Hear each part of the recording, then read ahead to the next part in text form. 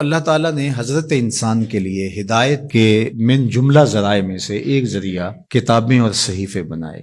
قرآن مجید سب سے آخر میں نازل ہوا، اور جتنی ماضی میں نازل ہونے والی کتابیں اور صحیفے تھے ان میں جو کچھ تھا اس کا خلاصہ قرآن کی شکل میں موجود ہے، اور قیامت تک آنے والے اور مابعد قیامت معاد کی ساری چیزیں قرآن میں رکھی گئی۔ اور قرآن کے نازل ہوتے ہی باقی کتابیں منسوخ ہو گئی۔ کتابوں پر اعتقاد، یقین، ایمان ضروری ہے، لیکن عمل صرف قرآن پہ ہوگا۔ یتیمے کے نا کردہ قرآن درست، کتب خانائی چند ملت بشست۔ ابھی قرآن مکمل نہیں ہوا کہ پچھلی کتابیں منسوخ ہو گئیں۔ قرآن کے پہلے حرف سے ہی پچھلی کتابیں منسوخ ہو گئیں۔ تاروں سے کہو اب کوچ کریں، خورشید منور آتا ہے۔ تو ہمارا پچھلی کتابوں پر ایمان لانا ضروریات دین سے ہے، لیکن عمل قرآن پہ ہوگا۔ اس وقت دنیا کا کوئی بھی مذہب، کسی بھی مذہب کا ماننے والا، وہ اپنے مذہب کی کتاب کو ہاتھ میں پکڑ کے یہ نہیں کہہ سکتا کہ یہ وہی کتاب ہے جو نازل ہوئی۔ وہ بھی کہتے ہیں کہ جناب اس میں ضرور کمی بیشی ہے، کوئی تھوڑی مانتا ہے، کوئی زیادہ مانتا ہے، لیکن آنکھیں بند کر کے قرآن مجید کا نسخہ ہاتھ میں پکڑ کے حضور کا غلام کہہ سکتا ہے یہ وہی کتاب ہے من و عن، حرف بحرف، بغیر کسی تغیر اور تبدل کے، جو میرے رسول کے سینے پہ نازل ہوئی ہے۔ تو یہ چیز کس قدر تیقن پیدا کرتی ہے، کس قدر یقین کی بجلیاں پیدا کر دیتی ہے سینے میں۔ پھر آنکھیں بند کر کے عمل کیوں نہیں کریں گے؟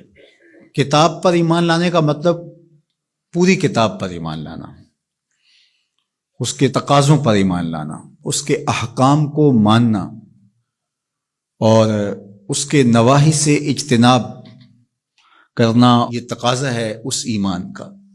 تو یہ نہیں کہ جو چیز سمجھ میں آئے، پسندیدہ ہو، نفس پر شاک نہ ہو، نفس کو مرغوب ہو، محبوب ہو، اس پر تو عمل بھی ہو، اس پر بات بھی ہو، اور جو چیز نفس پر شاک ہو تو اس کو جو ہے وہ چھوڑ دیا جائے۔ تو یہ ایمان کا مفہوم نہیں ہے۔ ایمان کا مفہوم یہ ہے کہ پوری کتاب پہ ایمان لایا جائے۔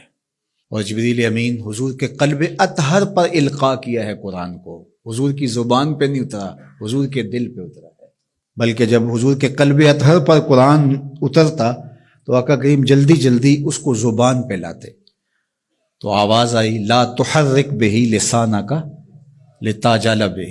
اللہ اکبر، محبوب جلدی نہ کیجئے، جس رب نے قلب میں اتارا ہے وہ زبان پر بھی لے آئے گا۔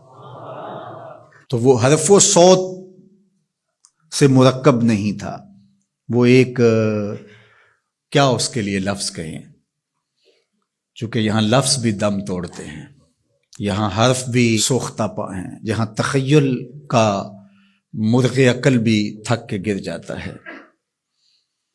وہ جانے اور وہ جانے کیسے دیا ملائے اعلیٰ میں۔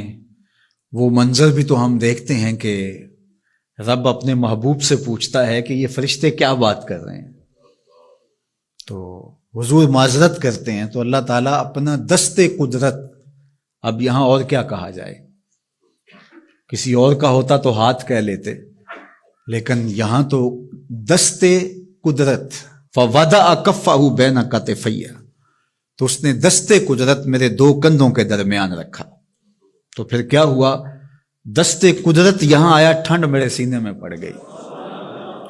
اللہ اکبر، فعلمت ما فی السماوات والارض، تو پھر کوئی کائنات کی چیز رہی نہ جو میرے سینے میں ڈال نہ دی گئی ہو۔ تو یہ ایک اور کیفیت ہے، اس کو آپ اس تدریس سے، یہ جو پھٹی کے ایک طرف استاد ہوتا ہے اور دوسری طرف شاگرد ہوتا ہے، درمیان میں نصاب پڑا ہوتا ہے، ایک یہ ہے، یہ طریق ہے، یہ بھی درست ہے، اس کا انکار نہیں ہے، لیکن یہ کیفیت اور ہے۔ ابسط ردا کا یا ابا ہریرہ، ابو ہریرہ کہا حضور مسئلہ بہت ہے، بہت کچھ سنتا ہوں، پتہ نہیں جاتا کہاں ہے، کہا چادر بچھاؤ۔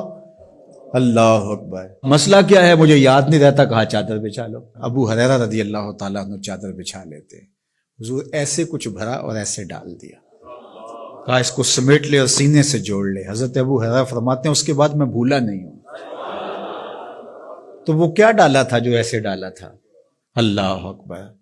تو یہ ساری چیزیں صوت و آہنگ سے جڑی نہیں ہوتی، کچھ چیزیں نظروں سے بھی پلائی جاتی ہیں، اور وہ صفحہ و کرتاس پہ نہیں لکھی جاتی، وہ لوح دل پہ لکھی جاتی ہیں۔ اس لیے فرمایا کہ ہم نے آپ کے سینے پہ قرآن نازل کیا، اور اس کی وجہ بھی بیان کی، اس لیے کہ ہم آپ کے سینے کو قرار عطا کریں، تسکین ملے، قرار ملے، مضبوط کریں آپ کے سینے کو۔ اللہ اکبر۔ تو حق ہے اس کتاب کا ایمان، اور ایمان بھی مکمل کامل اور اکمل۔